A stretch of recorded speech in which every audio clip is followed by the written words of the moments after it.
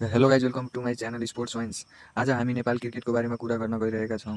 नेपाल क्रिकेटले आजको समयमा धेरै नै राम्ररी प्रदर्शन गरेर देखाएको छ।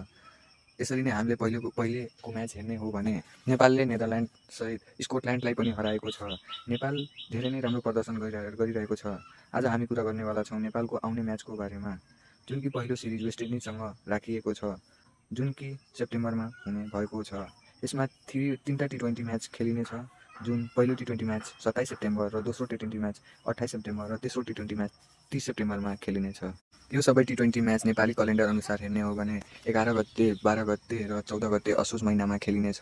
यो सबै म्याचको समय भनेको नेपाली समयअनुसार राति 8:45 सुरु हुनेछ। यो सबै म्याच दुबईमा प्रसारण गर्ने भएको छ। यसले हामीलाई टी20 वर्ल्ड कप खेल्न एकदमै महत्त्वपूर्ण भूमिका खेल्नेछ।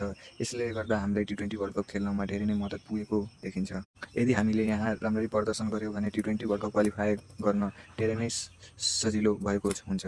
यही म्याच सकिने बित्तिकै हाम्रो टी20 वर्ल्ड कप 2026 क्वालिफायर सुरु हुन्छ, जुन कि 1 अक्टोबरदेखि 18 अक्टोबरसम्म हुन्छ। यसमा 9 टिमले सहभागिता जनाएको छ, जुन टिम माथि हजुरले स्क्रिनमा हेर्न सक्नुहुन्छ। यदि नेपाललाई टी20 वर्ल्ड कप 2026 खेल्न छ भने यो पोइन्ट्स टेबलमा तेस्रो नम्बरसम्म खतम गर्नुपर्ने हुन्छ अथवा फिनिस गर्नुपर्ने हुन्छ। मलाई लाग्छ कि जुन एकदमै सहज भएको देखिन्छ, किनभने नेपालले आगामीको दिनमा धेरै नै राम्रो प्रदर्शन गरेर देखाइएको छ। त्यसैले मलाई लाग्छ कि नेपालले 2026को वर्ल्ड कप अवश्य नै खेल्ने छ। आजको भिडियोमा यति नै। अब अगाडिको भिडियोमा नयाँ क्रिकेटको न्युज, नेपाली क्रिकेटको न्युज ल्याएर हामी प्रस्तुत गर्ने